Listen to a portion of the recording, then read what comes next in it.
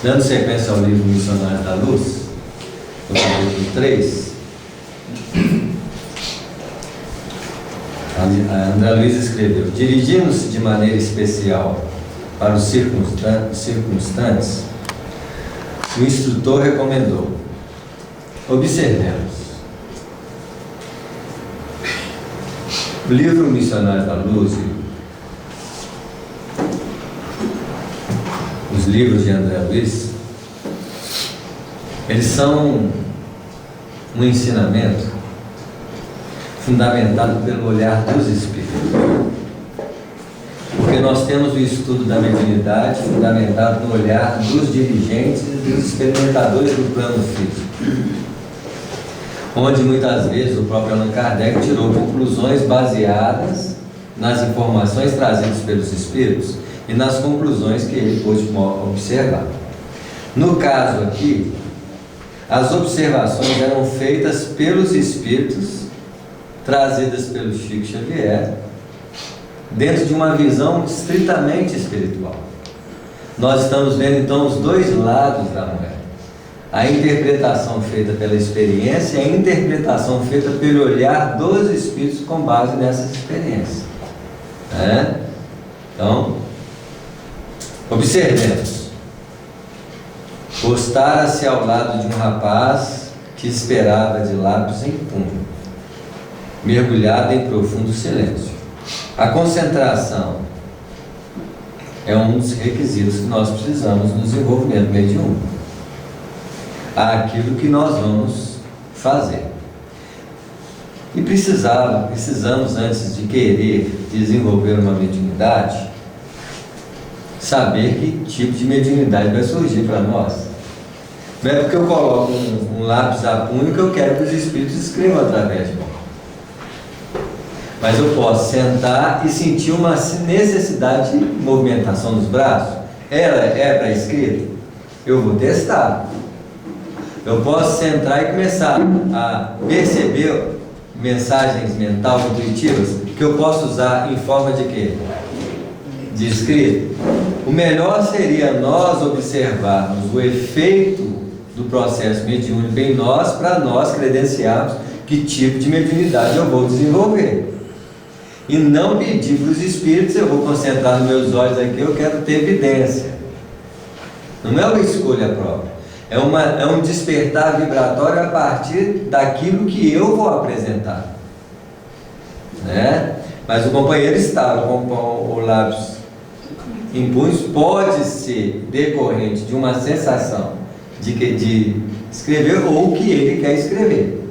Tá claro? Mas ele colocava-se mergulhado em profundo silêncio, que é uma condição. Imagina eu tentando desenvolver mediunidade preocupado com em casa.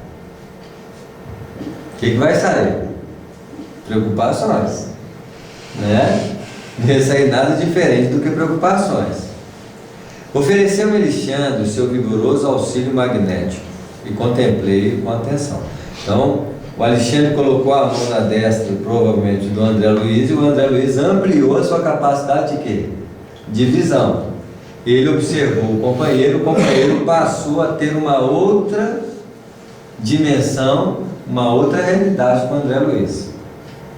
Os núcleos glandulares emitiram pálidas irradiações. O companheiro não tinha assim um grande adestramento espiritual, já que as nossas condições de elevação, elas se operam em cima das estruturas do nosso sistema nervoso. Na mediunidade, essas estruturas têm que irradiar-se. No caso do companheiro, ele olhou para os núcleos glandulares, que são as ramificações do perispírito no corpo. Ele emitiu o quê? Poucas irradiações. Isso quer dizer que aqueles núcleos não foram tão o quê? Acionados. Pode ter sido acionados fisicamente, mas não foram acionados espiritualmente para emitir irradiações. A epífise principalmente assemelhava-se a reduzida semente algo luminosa. Então, é quase uma lâmpada o quê? Queimada, Repare o aparelho genital, aconselhou-me o instrutor gravemente. Então, por que as irradiações dele não tinham força? Ele pediu para olhar para uma outra base de glândulas. Para qual glândula que ele foi mandado olhar? Para as glândulas genitais, que são tão poderosas como grandes núcleos irradiadores. Fiquei estupefato. As glândulas geradoras emitiam fraquíssima luminosidade, que parecia abafada por aluviões de corpúsculos negros, a se caracterizarem por espantosa mobilidade. Quando ele olhou para a área genital dele, ele viu verdadeiros germes psíquicos, obscurecidos, o que consumia demasiadamente as suas energias, o quê? Criadoras. Problema muito sério na realidade humana da atualidade, que não é diferente do companheiro. Lógico, provavelmente o companheiro tinha desvios de comportamento sexual, o que diferencia de uma pessoa que pode ter suas dificuldades sexual, mas que mantém o seu comportamento o quê? Em luta reta. Só do companheiro ter um comportamento sexual em luta reta, sabendo das suas intenções, ele já cria um padrão de reajustamento nesses centros de forças. Da mesma forma que eu tenho tendência de falar mal dos outros, mas eu vigio para não falar. Eu começo a redirecionar a estrutura fonadora. As glândulas e os centros de forças da área de expressão, eles passam a se reajustar. Imagina que nós precisamos fazer isso com todos o quê? Chakras. Com todos os chakras, com todos os núcleos de radiação. Se em todos os núcleos de radiação eu começo a ter um comportamento disciplinado, uso mais equilibrado deles, o que eu começo a fazer? Um alinhamento, um equilíbrio deles. O grande problema é que em determinadas áreas nossos núcleos não são tão equilibrados assim. Então, a área da fala, a área do pensamento, a área da alimentação, a área do sexo. Então, a maioria das nossas áreas estão o quê? Comprometidas, né? Assim mesmo existem graus de desequilíbrios, graus diferenciados de desequilíbrios, né? O nosso companheiro tinha a fraqueza dele na área sexual. Começavam a movimentação sobre a bexiga urinária e vibravam ao longo de todo o cordão espermático, formando colônias compactas nas vísceras seminais, nas vesículas seminais, na próstata. Esse provavelmente pode ter problema de quê? De próstata no futuro. Nas massas mucosas uretrais, invadiram os canais seminíferos e lutavam com as células sexuais, aniquilando-as. Você vê como é que era complicado o processo de reprodução do companheiro. As mais vigorosas daquelas feras microscópicas situavam-se no epidídimo, onde absorviam famélicas os embriões delicados da vida orgânica. Estava assombrado. A gente começa a compreender que as nossas predisposições funcionais aparecem no primeiro momento nas áreas espirituais de cada órgão. E podemos fazer um paralelo muito tranquilo, que existem zonas espirituais envolvendo os órgãos, como se os órgãos fossem um planeta existente. Zonas de baixo teor vibratório e zonas de alto teor vibratório. Qual seriam as zonas de baixo teor vibratório que nós chamamos de planos inferiores dos órgãos? Onde se concentram germes psíquicos querendo destruí-los. E zonas superiores, onde encontram os princípios inteligentes querendo reencarnar como filhas daquelas células. Numa similitude entre as perspectivas do mundo espiritual e os mundos espirituais chamados órgãos, que são reorganizados por uma mente o quê? espiritual humana, que ajuda na confecção das áreas problemáticas das suas estruturas formadas. Espelho, né? É um espelho vivo, é assim? Então nós vamos ver que a responsabilidade indireta desses fenômenos é regida por quem? Por nós, né? Então ele estava assombrado, que significa aquele acervo de pequeninos seres escuros. Então seriam possíveis células cancerígenas ou princípios de patologia com vírus e bactérias de invasão quando adensasse ou materializasse no mundo físico. Então por que invade bactérias em uma área, gerando problemas no estômago, no intestino? São as materializações desses companheiros que estão prestes ao quê? A se fazer presentes. Quem criou o ambiente propício a essa invasão bacteriana? Nós. Tá claro? Esses cânceres, né, que as pessoas aparecem de uma vez, às vezes não dá nem. Pode ser essas células materializando. Uma célula que poderia produzir células normais, recebe esses agentes distorcidos, criando uma célula de funcionamento o quê? Anormal. Né? Pareciam imantados uns aos outros, na mesma faina de destruição. Seriam expressões mal conhecidas da sífilis? Enunciando semelhante indagação íntima, explicou-me Alexandre sem que eu lhe dirigisse palavra a falar. Então o que Alexandre fez?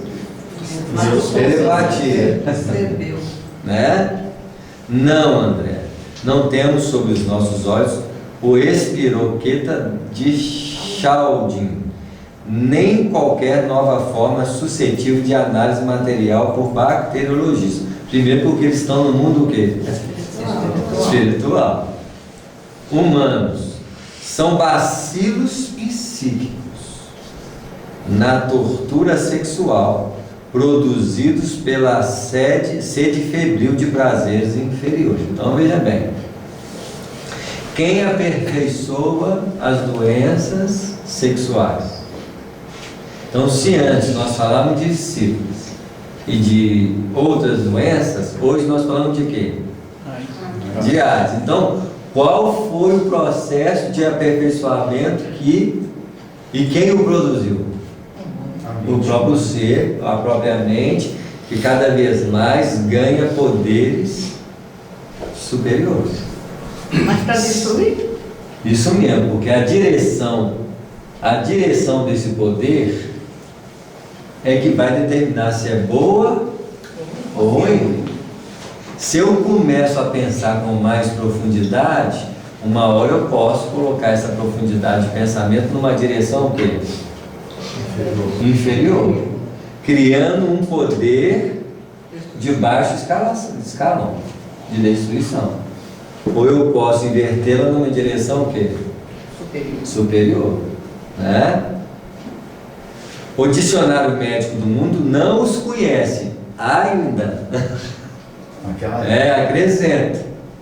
E, na ausência de terminologia adequada aos seus conhecimentos, chamemos-lhes larvas. Simplesmente têm sido cultivados por este companheiro, não só pela incontinência do domínio das emoções próprias. Então veja bem.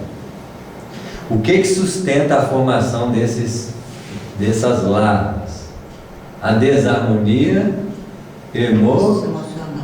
Então a emoção é a base da produção evolutiva dos princípios inteligentes na forma, dando vazão e força a qualquer uma das áreas ou órgãos que esses princípios estão estacionados. No caso do companheiro, as suas emoções eram canalizadas juntamente para qual área? Área sexual. Poderia ser a área alimentar, poderia ser uma área das emoções, dos sentimentos. Então, os germes iriam modificar conforme o núcleo mais complicado que nós apresentamos na nossa vida. Basta ver que nós temos que descobrir qual que é a área que é mais complicada em nós. É assim? Pode ser a da visão, nas observações mal conduzidas, a adição na incapacidade de ouvir elevadamente, nas expressões da fala. Isso. Então, quantas áreas eu posso estar produzindo essas larvas? Compreendendo que nós somos filhos de Deus, na responsabilidade de criar elevando, com os atributos e os recursos que Ele nos doou pela capacidade de desenvolvimento de inteligência que já adquirimos. Se nós somos os filhos de Deus em condições mais nobres na escala da evolução na Terra, é porque o nível de responsabilidade sobre esses elementos aumenta-nos em deveres. Está claro? Só que o que nós fazemos com os recursos? Muitas vezes distorcemos e usamos para fins isso, principalmente na repetição dos estímulos animais que nós trazemos do passado, né? Clarificando para nós a simbologia do Apocalipse, que dá asas aos recursos primários. Porque o dragão não ganhou asa? Antes era a serpente, a rasteira. Depois caracterizou-se como o diabo. Levantou do campo da rasteira e movimentou na linha dos raciocínios humanos. O que nós fizemos? Demos asas ao mal pelo bem, virou dragão. Está claro? Cada vez mais atuando em áreas mais profundas da vida. Porque pelo pensamento nós repetimos quem? Os co-criadores em plano maior, porque eu já estou influenciando a vida pensando. Falando eu construo e destruo em cima dos campos da humanização. Agindo eu repito o quê? Os planos da animalidade, né?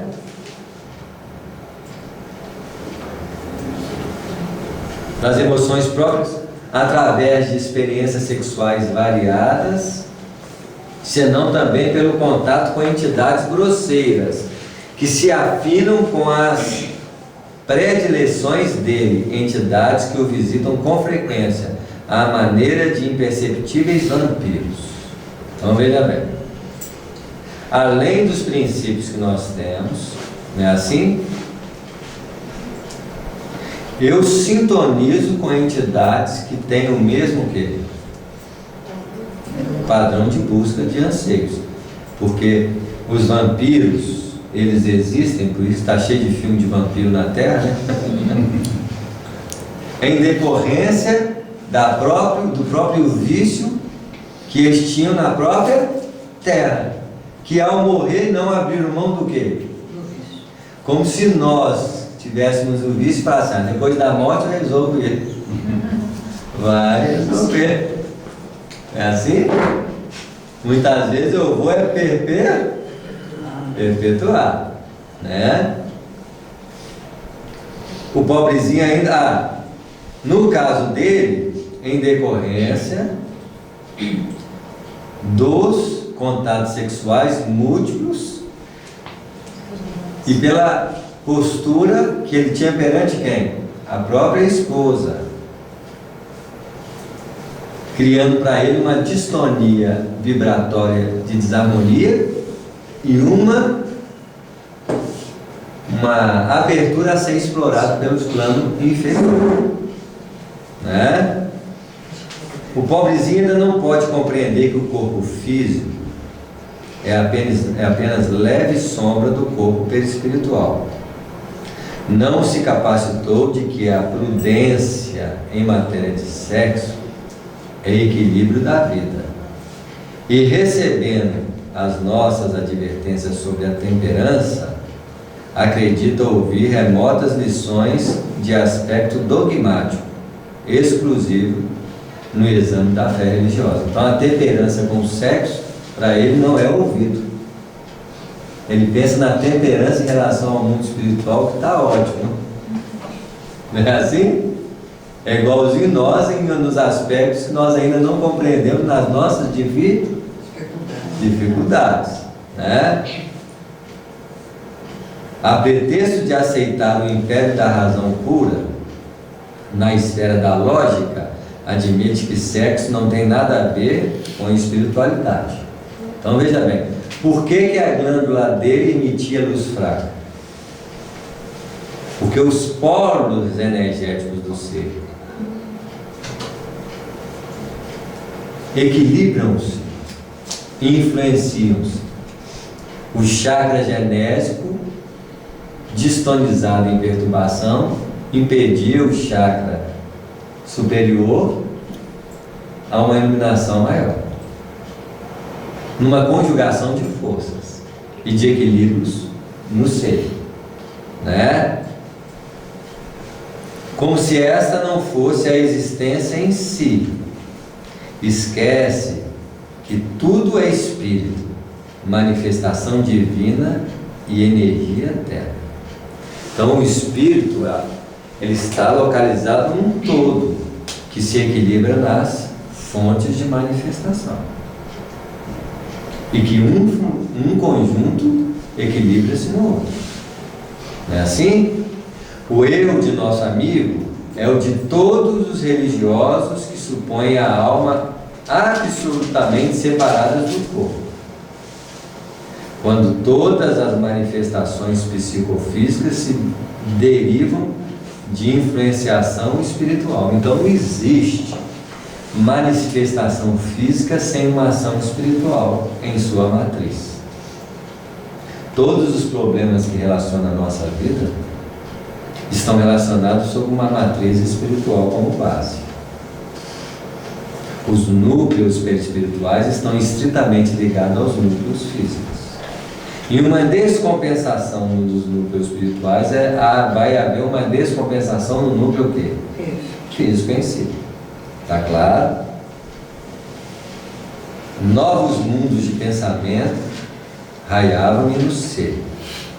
Começava a sentir definições mais francas no que havia sido terríveis incógnitas para mim no capítulo da patogenia geral. Não saíra do meu intraduzível espanto quando o instrutor me chamou a atenção a um cavaleiro que tentava a psicografia. Então primeiro ele pegou o companheiro da psicografia, né? Não, é outra, mesma coisa, psicografia também. Os dois. Observe este amigo, disse-me com autoridade, não sente um odor característico?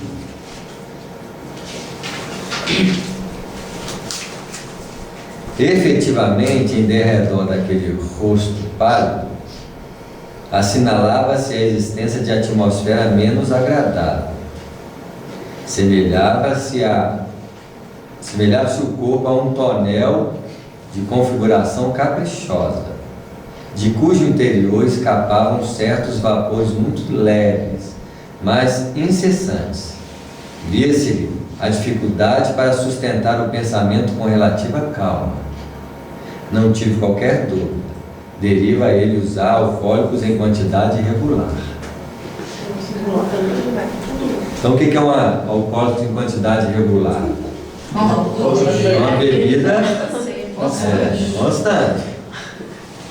Está claro? Gente, olha os nossos problemas. Eles eram muito delicados, era eufemismo para falar. Você vê, olha como é que eles não são agressivos. É o eufemismo. Eles são delicados, bondosos. Mas as pessoas esclarecedor. regularmente elas falam dessa forma, não. Eu bebo Socialmente. Às vezes bebe todos os dias, né? O pai, por exemplo, bebe todos os dias, quase todos os E pelo dias. que ele falou na Eu parte acho. anterior, parece que eram pequenas quantidades, Mas é sempre, né? regulares. E aí Exatamente. a pessoa, ele ainda fala assim pra mim, mas não tem um problema, porque eu tô sempre no controle das minhas emoções, porque eu bebo um pouco sempre. O problema é aquela pessoa que às vezes bebe só no saco, mas bebe um tantão, aí ela perde o controle. Todos os dois têm desequilíbrios. Não é assim? O que nós temos que destacar é que para nós nos tornarmos instrumento da espiritualidade, nós já saímos do padrão do comum. Veja assim, eu já vou ter que trabalhar uma melhoria na minha vida. Vou ter que me reeducar em todos os aspectos da minha vida.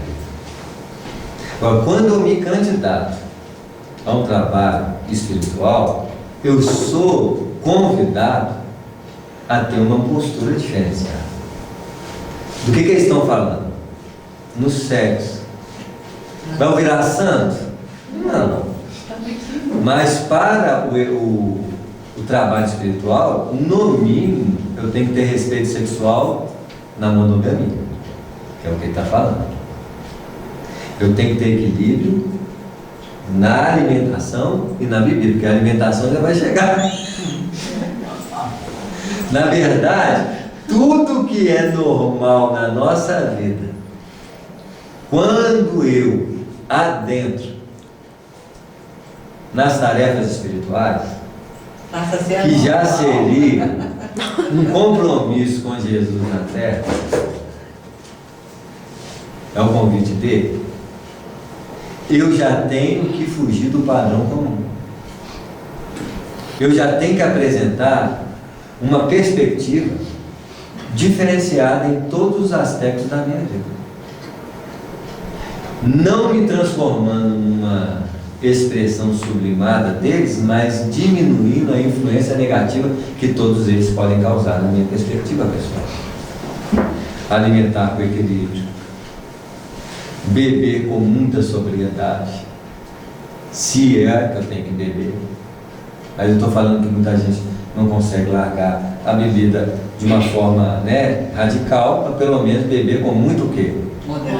Moderação, sobriedade é uma moderação mesmo. Uma vez por mês. Isso. De vez em quando. Não é assim? Uma vez ao ano. Falar com equilíbrio. Então não estou falando só dos aspectos dele, não. Comer com equilíbrio, falar, olhar, ouvir. Olha o tanto de perspectiva que eu preciso me educar. Ao me candidatar a ser representante da espiritualidade na Terra. Todo mundo quer ser igual ao Chico, não é? Difícil abraçar as determinações divinas na vida. Todo mundo quer ir para o céu, mas não quer morrer. Todo mundo quer ir para o céu, mas não quer construir a asa para tentar voar, não é assim? Vali-me do ensejo para notar as singularidades orgânicas. O aparelho gastrointestinal parecia totalmente ensopado de aguardente, porquanto essa substância invadira todos os escaninhos do estômago e começando a fazer sentir nas paredes do esôfago, manifestava a sua influência até o bolo fecal. Espantava-me o fígado enorme.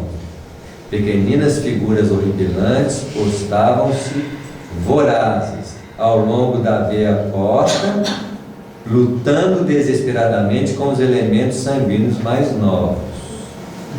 Toda a estrutura do órgão se mantinha alterada.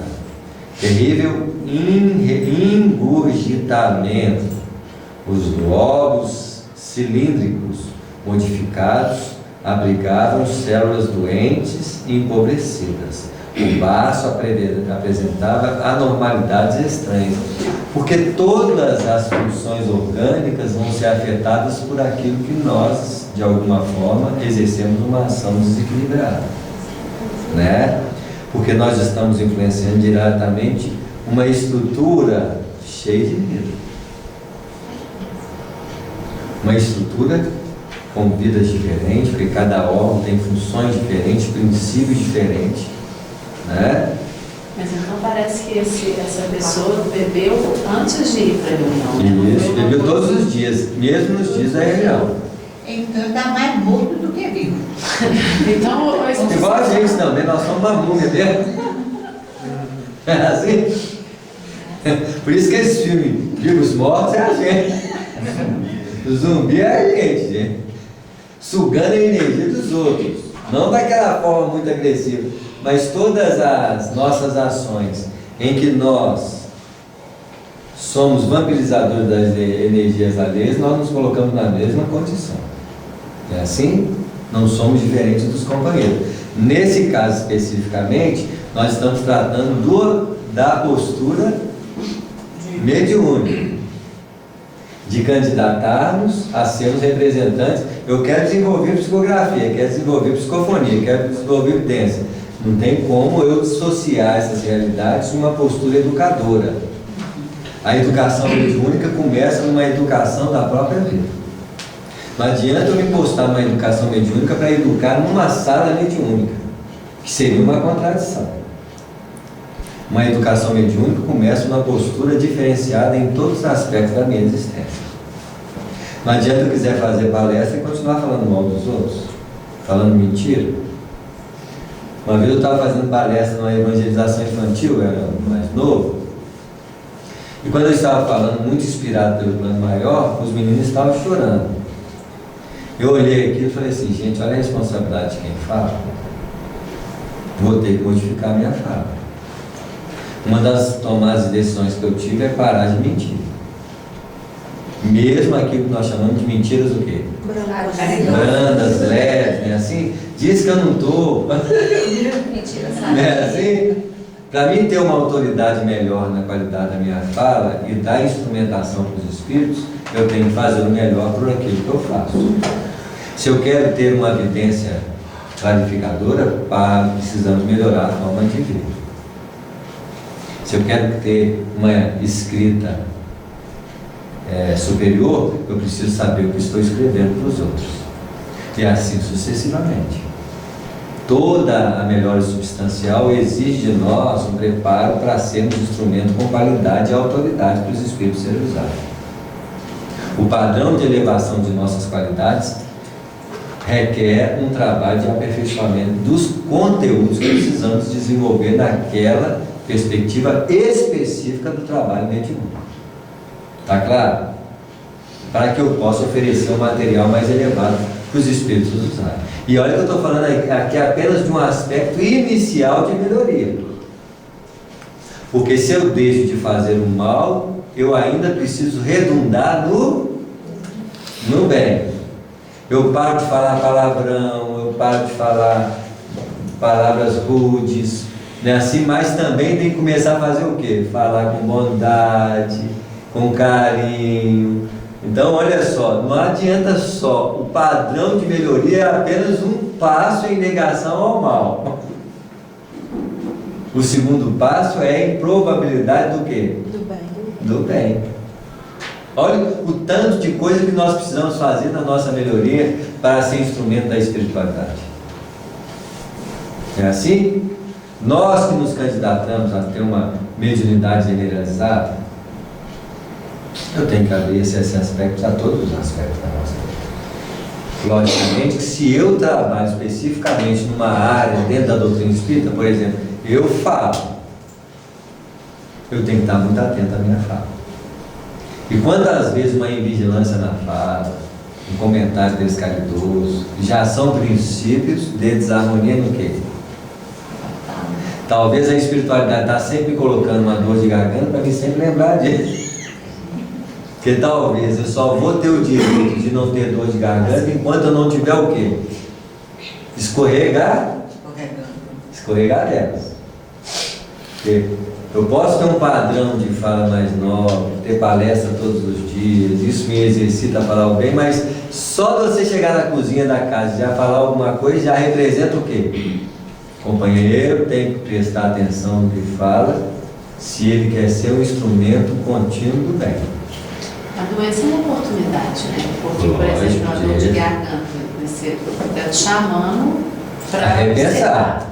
Ela vai repetindo, chamando, até que um dia aparece um câncer na garganta. Isso mesmo. E olha só, você pode até fazer muita palestra. A causa da doença não está no muito fazer palestra. Está nas escorregadeiras da fala descaridosa. Está claro? Nos convidando a ter uma fala continuamente o quê? Coerente. Porque não adianta eu ter uma continuidade superficial, porque fazer palestra é mais superficial do que nós possamos imaginar. O objetivo da palestra é apenas a misericórdia atuando sobre nós no uso da palavra em momentos específicos em que eu tenho que usar dessa forma. Mas os momentos em que eu uso de verdade a fala não são nas palestras. É na onde? Na vida. No dia a dia, em que a palestra tem que aparecer sem escrita orientada. Quando você está com você, mesmo, você está mentindo para você. Né? Isso. Nesses momentos, ali está a palestra, porque os meus obsessores não escutam o que eu falo na palestra. Escutam o que eu falo todo dia. Estão lá fora, né? Isso. Quando eu estou com vocês, quando eu saio daqui, é fácil. Por isso que a gente fala da sombra, né? Porque está com a gente. É né? falar é fácil. A sombra está com a gente. A gente não foge da sombra. Muito bem. Né? É onde eles vão falar assim, onde está a autenticidade das verdades que ele trabalha? Porque Jesus tinha uma autenticidade com Deus. Suas expressões não tinham momento propício. É assim? A sua vida era um reflexo vivo da presença de Deus na terra. Eu e o Pai somos um. Com quem que nós estamos? Nós estamos com Deus, gente? De vez. Isso aí, nós estamos com muita gente de Maria. Samuel, mas eu estou até aqui pensando o seguinte: a gente precisa, justamente porque a gente quase não fica com Deus, a gente precisa de um lembrete, a gente precisa de um estímulo externo, porque não está interno ainda, não é uma coisa natural, a gente ainda não é assim. Então, por exemplo, esses grupos AA, NA, as pessoas, para conseguirem se manter ali naquele propósito, elas vão várias vezes na semana. Porque a gente vem aqui uma vez, eu não sei o restante, mas assim, a terça, na manhã já começa, tá? Né? A gente sai daqui de um jeito, amanhã, na quarta-feira, já complica.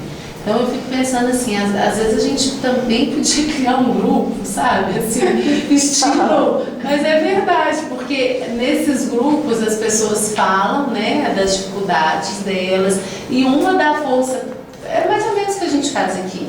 Mas é contínuo, porque uma vez na semana não dá. Por isso que o centro espírita tem que ser implementado, pelo menos para nós, com mais obrigatoriedades. Você está na evangelização num dia, você está no estudo no outro. Isso faz com que nós tenhamos uma permanência maior no padrão quê? Eu tenho que fazer pelo menos umas 15 palestras no mês. Eu não posso fugir desse padrão. É assim? 15 palestras no mês já representam uma repetição contínua no ato de falar com elevação. Mesmo assim, ele encontra a brecha para quê? Para falar mal dos outros de vez em quando, para nem assim. Quantas vezes eu estou conversando com minha sogra lá, nós falando mal dos outros, não estou falando mal dos outros de novo, não é? Não é assim? Já começando a observar o ato de falar. Porque a vigilância é uma necessidade urgente em todos os aspectos da nossa função. Não só a fala, o comportamento. Não é assim? Quanto mais eu aproximo um processo de autodescobrimento, em que eu começo a observar a mim mesmo. Porque no exercício do autoconhecimento, uma das práticas que nós temos que desenvolver é o hábito de nos ver.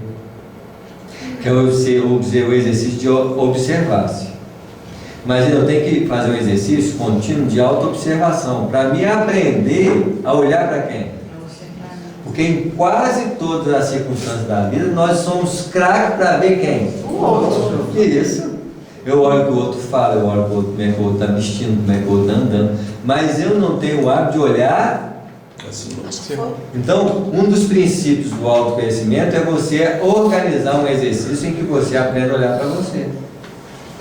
Começando com um tempo menor, porque não temos o hábito de olhar para nós, começa com um tempo menor olhando para mim, observando para mim, olhando para mim, observando e aumentando esse tempo, até que esse condicionamento surja em nós.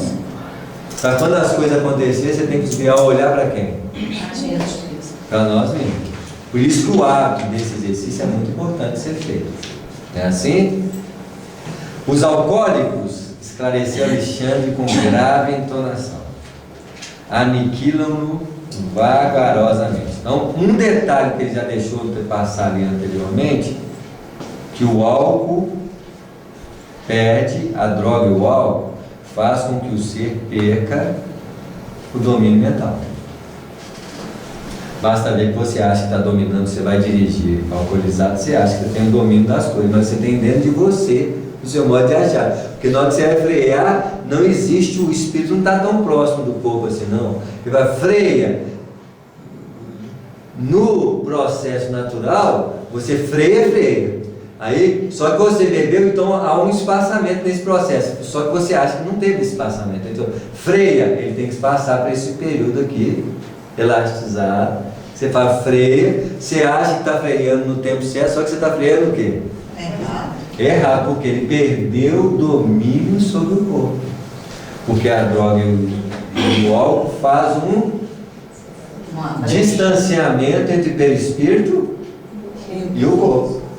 Você não então tem o mesmo acesso dinâmico que se não estivesse usando ele. Então, ele falou aqui atrás, né? Assim, calma.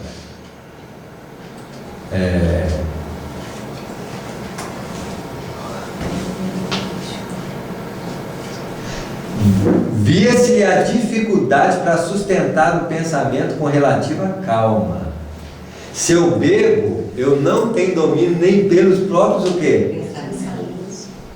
Uma vez que eu bebi com muito desequilíbrio, eu tive que deitar e falar assim, deixa eu ficar quietinho aqui, porque eu não sei o que eu vou fazer. E como eu era espírito, você sabia claramente da ação espiritual sobre minha vida, eu pensei, eu não vou deixar eles fazerem o quê? Nada. E nessas horas, até o pensamento você tem que ficar de olho, porque é capaz de você ficar pensando o quê? Besteira, mas não é você que está pensando, não. Tem alguém pensando junto com você, porque perdi o controle do corpo e da mente. Os espíritos aí fazem o quê? Aproveita e aproxima e aproveita. Quais são os obsessores? Os obsessores, que querem aproveitar o seu perda de domínio para fazer o quê? Quantas vezes eu posso, imagina eu, espírita, palestrante, beber e dirigir. O que o espírito vai fazer? Mas ele tem consciência, ele sabe o que pode fazer. Eu perco o controle.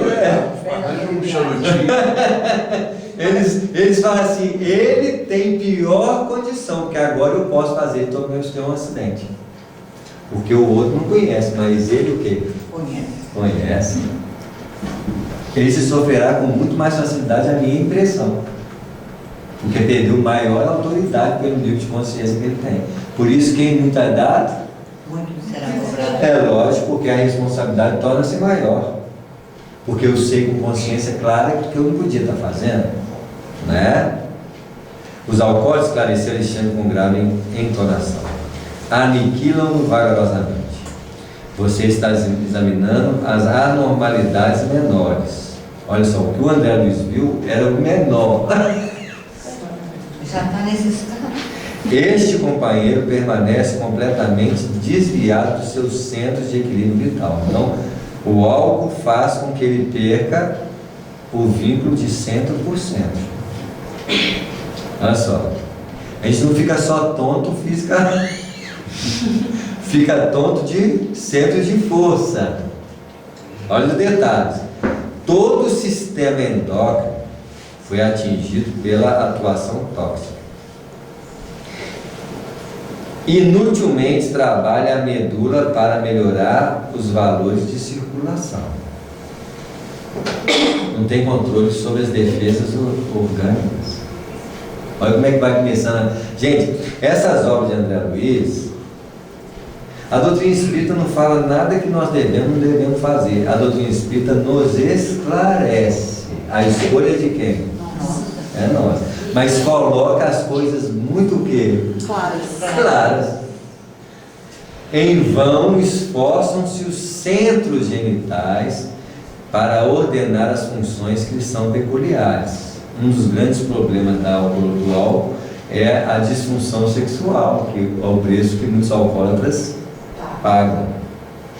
Porque o álcool excessivo determina modificações deprimente sobre a própria cromatina. Debalde trabalham os rins na execução dos elementos corrosivos, porque a ação perniciosa da substância em estudo anula diariamente grande número de néfrons. O pâncreas viciado não atende com exatidão ao serviço de desintegração dos alimentos. Larvas destruidoras exterminam as células hepáticas. Profundas alterações modificam as disposições do sistema nervoso vegetativo, e não fosse as glândulas sudoríparas, tornar-se-ia talvez impossível a continuação na vida física. Porque de nosso organismo é um verdadeiro exército de luta de sobrevivência na vida. Nós somos capazes de dar um trabalho para eles enorme.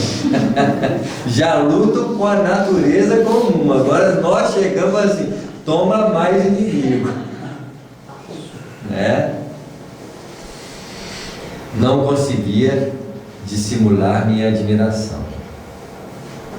Alexandre indicava os pontos enfermizos e esclarecia os assuntos com sabedoria e simplicidade tão grandes que não pude ocultar o assombro que se apoderara de mim. O instrutor colocou-me em seguida ao lado de uma dama simpática e idosa. Após examiná-la atencioso, acrescentou. Então, olha só, outro exemplo, que é provavelmente o da alimentação. Repare nessa nossa irmã, gente, esse é um dos pontos fracos da maioria de nós. Nós estamos falando de 2 pontos fracos de difícil utilização.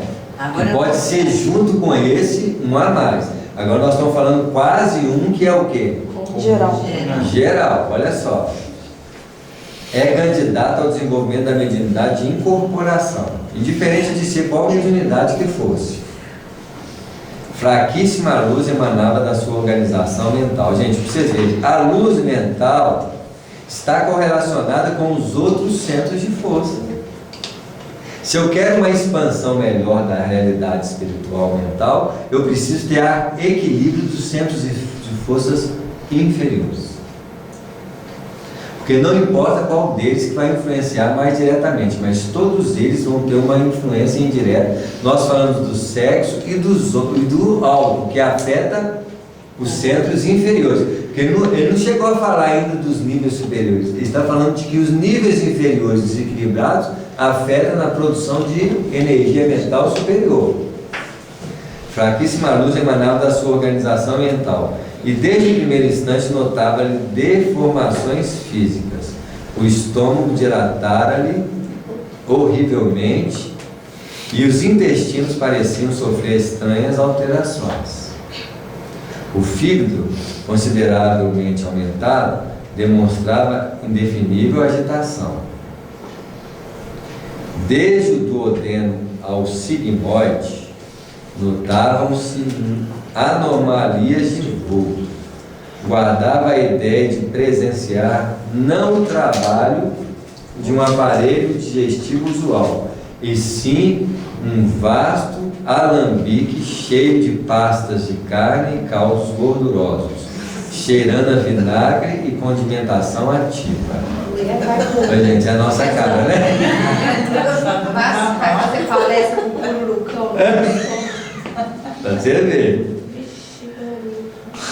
Em grande zona do ventre, superlotado de alimentação, viam-se muitos parasitos conhecidos, mas além deles, divisava outros corpúsculos semelhantes a lesmas voracíssimas, que se agrupavam em grandes colônias, desde os músculos às fibras do estômago, até a válvula iliocecal. Semelhantes parasitos atacavam sucos nutritivos com assombroso potencial de destruição. Ali nós estamos vendo só os agentes de larvas psíquicas, porque os agentes que exploram elas estavam lá fora, esperando eles sair da reunião, como os nossos que estão ali fora. É assim, esperando. Por isso que a educação do comportamento generalizado, que representa o símbolo do caminho reto na vida. Dá até medo. Não precisa ter medo, não. São companheiros que nos acompanham. Nós podemos chamá-los de vampirizadores, mas são amigos de longa data. Mas a pessoa, além de tudo, ainda tinha vermes ali Você vê. Fora os vermes usuais, né? Os desconhecidos, que ele estava falando da bacteriologia e dos germes físicos, e tinha os outros. Mas isso é espiritual, espiritual. Isso. Nada físico. Mas ele viu também uns de natureza conhecidos pela ciência. Então, no caso dela, já existiam os princípios de elementos que iriam atuar como doença da região. Pode ser uma úlcera, causador de úlcera, nós não sabemos qual vai ser. Uma úlcera só. Saiu das várias doenças relacionadas à alimentação. Observando a estranheza, o orientador falou em meu socorro.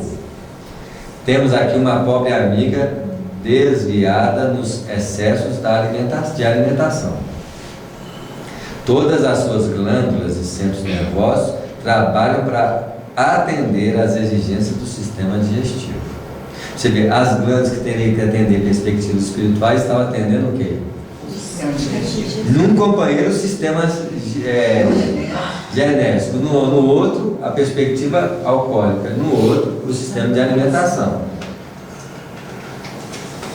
Descuidada de si mesma, caiu na glutonaria crassa, tornando-se presa de seres de baixa condição. Gente, nós podemos não ser igual a ela. Cada uma dessas áreas podemos estar numa posição diferente. Eles pegaram 3 estados extremos. Não é assim?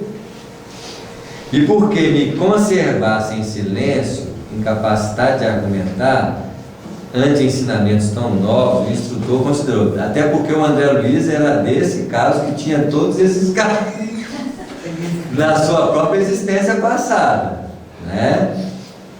Perante esses quadros, pode você avaliar a extensão das necessidades educativas da esfera da coisa.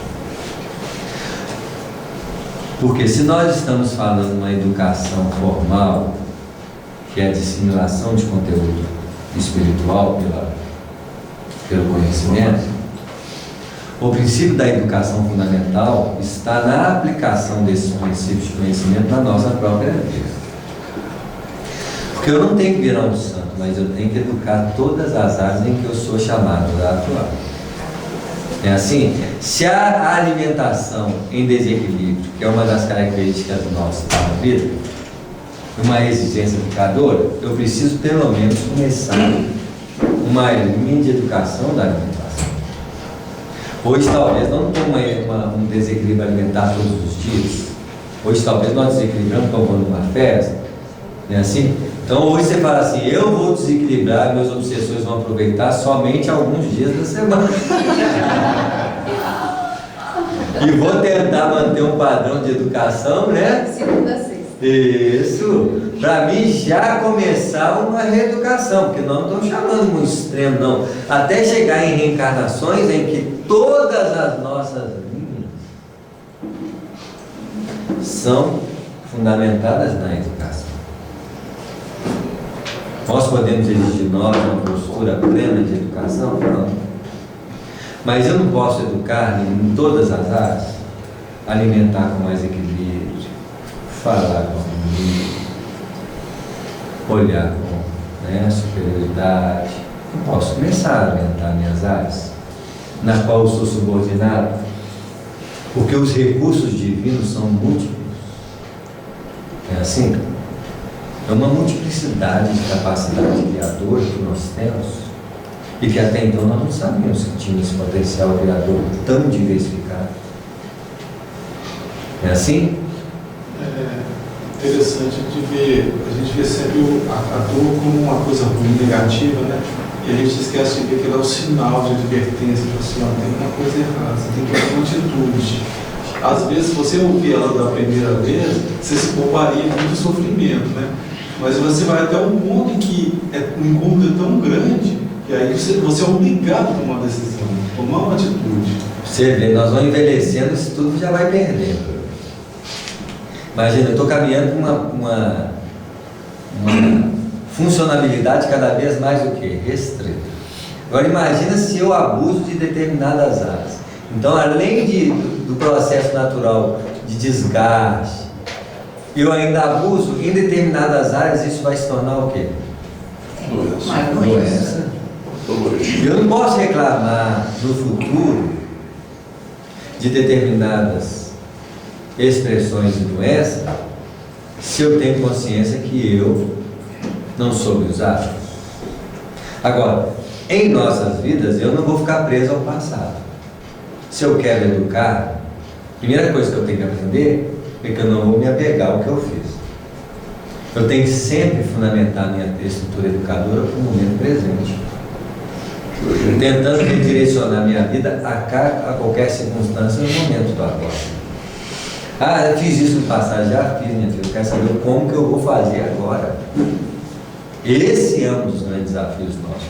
Porque também ficar preso no passado, agarrado no que já fez, você está perdido. Se a própria misericórdia divina todos os dias faz a gente esquecer o que aconteceu ontem. O processo reencarnatório do esquecimento do passado não é um processo apenas de reencarnação inicial. É um processo que nos acompanha todos os dias e todas as horas, porque eu nem lembro o que aconteceu de manhã. A não ser que eu quiser ficar me perturbando, ficar lembrando o que eu fiz. Não é assim? Há uma gradual, um mecanismo de que esquece, para nos favorecer a cada momento da vida como se fosse algo novo. Um filtro. Lógico. Porque a vida é sempre nova. Reencarnação constante. Isso. É uma perspectiva. Nós não temos que preocupar com reencarnação em vida completa. Nós temos que preocupar com o processo reencarnatório a cada Dia. Isso. Porque se eu aprendo a esquecer para criar, e em vez de me preocupar com uma linha enorme de muitos dias, de muitas semanas, eu começo a preocupar com a capacidade de recriar e viver novo a cada instante. Essa é uma das sabedorias que vamos ter que aprender. Transformar a nossa vida em reflexo de Deus em todos os instantes. Porque se eu entro na dinâmica do agora, eu entro na dinâmica da eternidade. Porque o único momento em que a eternidade presencia a sua expressão é exatamente na possibilidade que eu posso fazer Agora. Isso é exercício de desapego, né? Isso. Porque o agora é o momento vivo e novo. Eu posso ter tratado mal alguém aqui, mas não quero nem saber. Eu vou tratar bem agora. E vigiar para o passado não vir intrometer, porque o passado é que intromete nas reatividades. Alguém me fechou, fica com raiva. Não, por que eu tenho que ficar com raiva? Eu não tenho que agir mais como leão. É assim?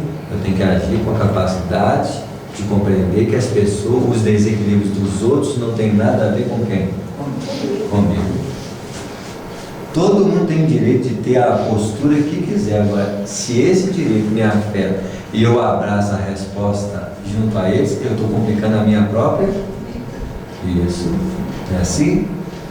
Tem uma passagem do Evangelho que Jesus fala assim: quando jejuais, você mostrou uma aparência alegre, de estar para cima, né? Não foi negócio dos fariseus que estavam ali.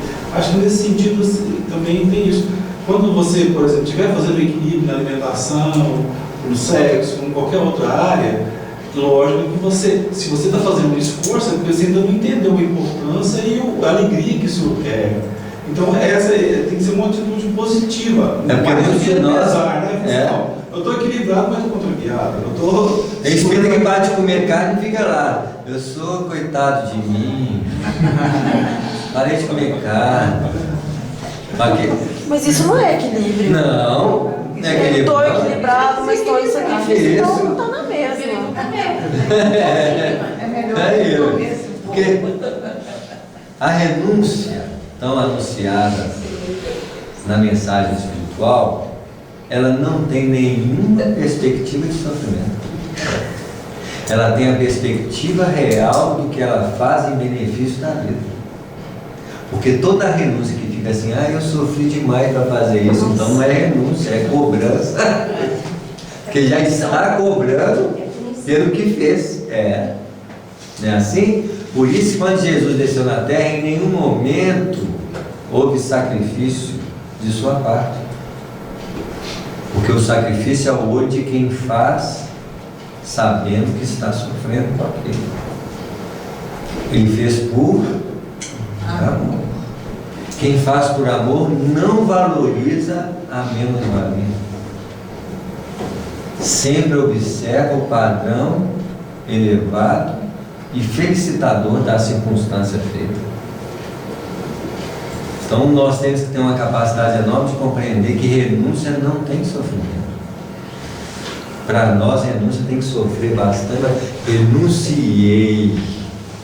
Olha todo mundo enche a boca. Nossa, como eu sofri. Isso. Né? É bonito falar isso. Isso. Porque uma mãe. Enquanto não perceber, não está renunciando. Não. Né? Enquanto estiver percebendo, não está renunciando. Isso, uma mãe que deixa de comer para um filho comer, ela não avalia a fome dela, mas a fome dele. E em um momento ela pensa assim: estou me sacrificando por ele.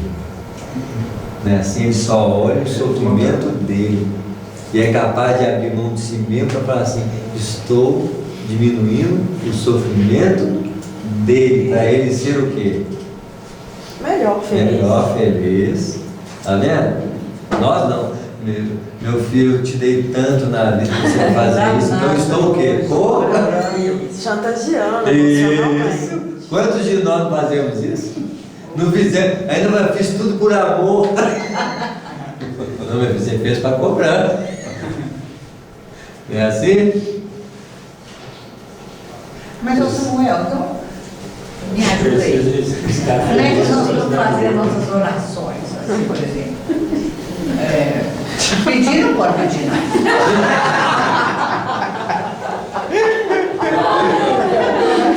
Pede força. Não pode reclamar, não pode pedir. Como é que está ficando brava a coisa? Hoje eu penso assim. Não sai daqui, meu Deus. Hoje eu penso assim, hoje nós temos que louvar e agradecer. Louvar é uma expressão, musicalidade da nossa forma de viver. Com abnegação, com carinho naquilo que nós fazemos. Porque aí nós emitimos uma musicalidade naquilo que estamos fazendo. O carinho como uma pessoa que faz o almoço para o outro comer é louvor. Ainda nós não falamos do agradecimento, porque eu preciso ter uma sensibilidade de percepção de quanto que nós temos da vida.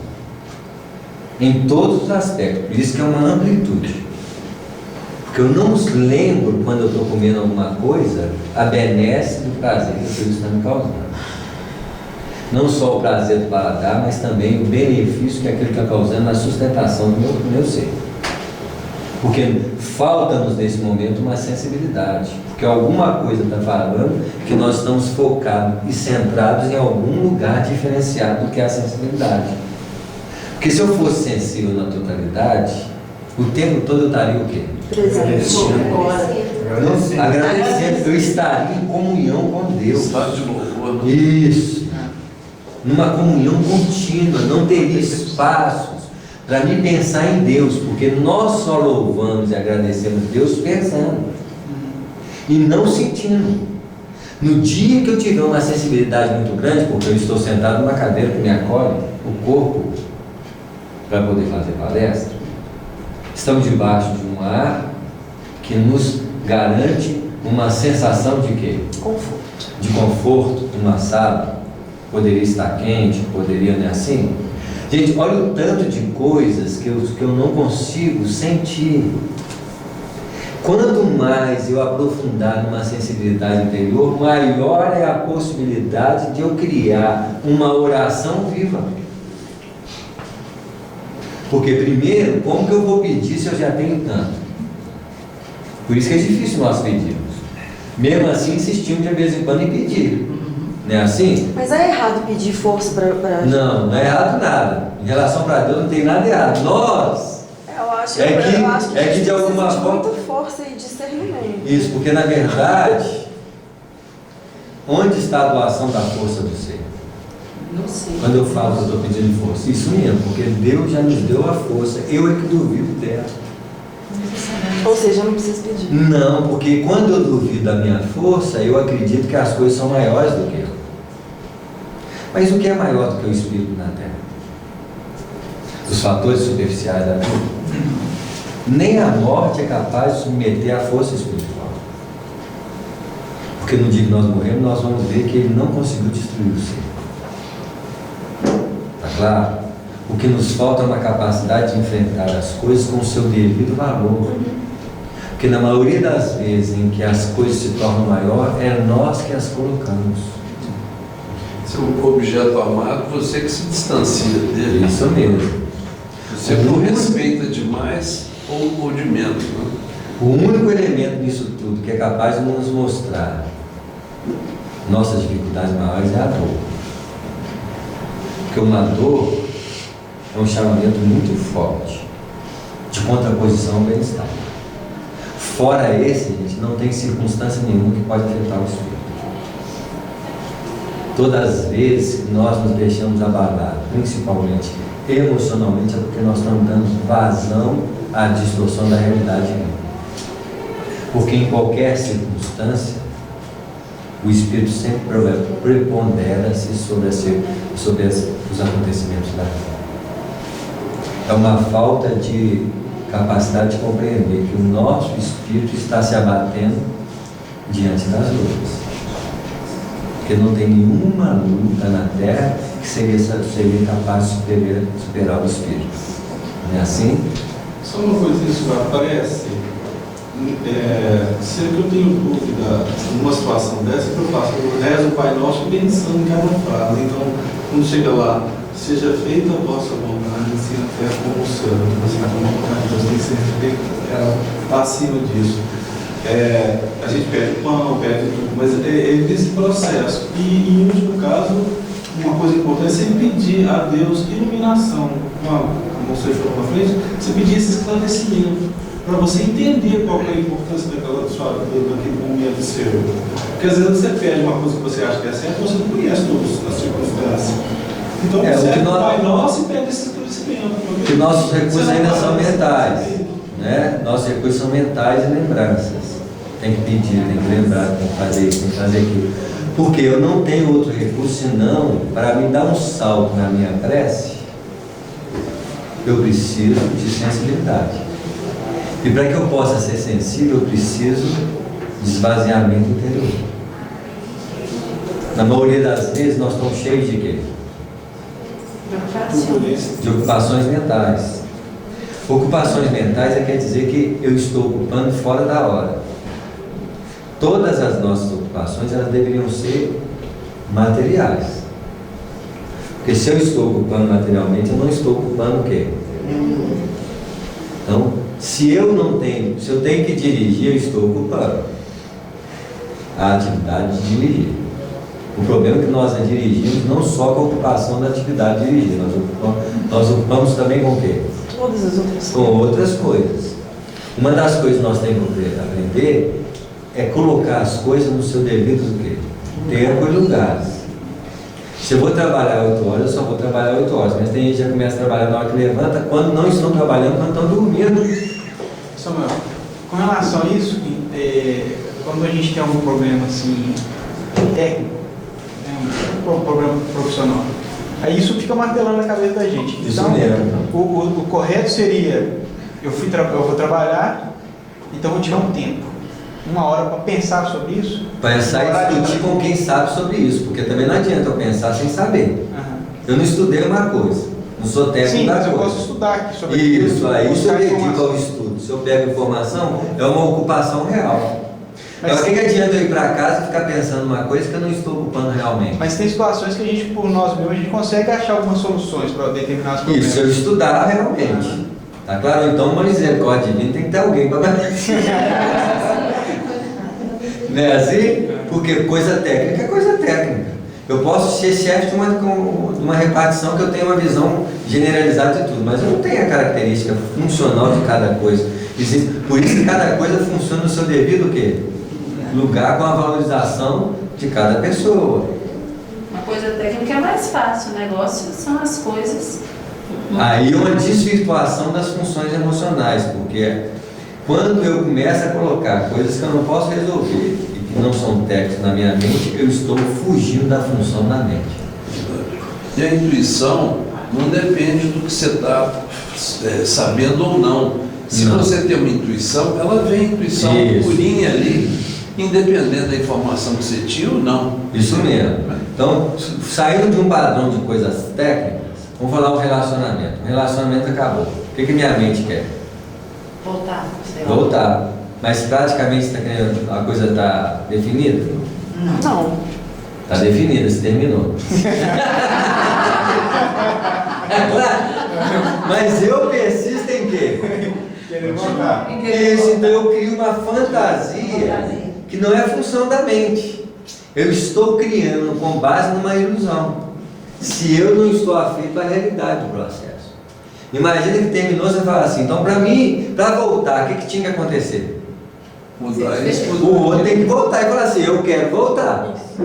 Só que o outro não fez isso, eu fico toda hora criando uma imaginação de que ele está falando isso para mim. Então, veja bem, eu estou produzindo uma criação ilusória. São diálogos mentais. Isso. Então, essa distorção de desgaste, eu estou pegando um exemplo.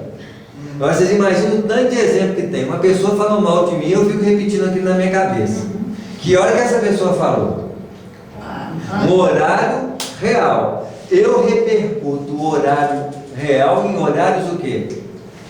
Ilusórios, criando uma briga falsa, que muitas vezes eu não estou brigando nem com a pessoa, estou brigando com os meus obsessores e pensamentos, que eles querem ver a minha perturbação, eles fazem o quê? Multiplicam. Então eu crio muitas vezes na vida um mau uso do potencial criativo na mente, porque a mente só pode ser usada tecnicamente e não das outras funções, principalmente ligados a si mesmo como imagem de quem eu sou e ao outro como imagem de quem ele é. Esses distúrbios de ordem emocional são os grandes problemas da humanidade, que infelizmente nós estamos inseridos e produzindo continuamente. Que nós temos que encerrar. Deu o horário. E nós paramos então perante esses quadros.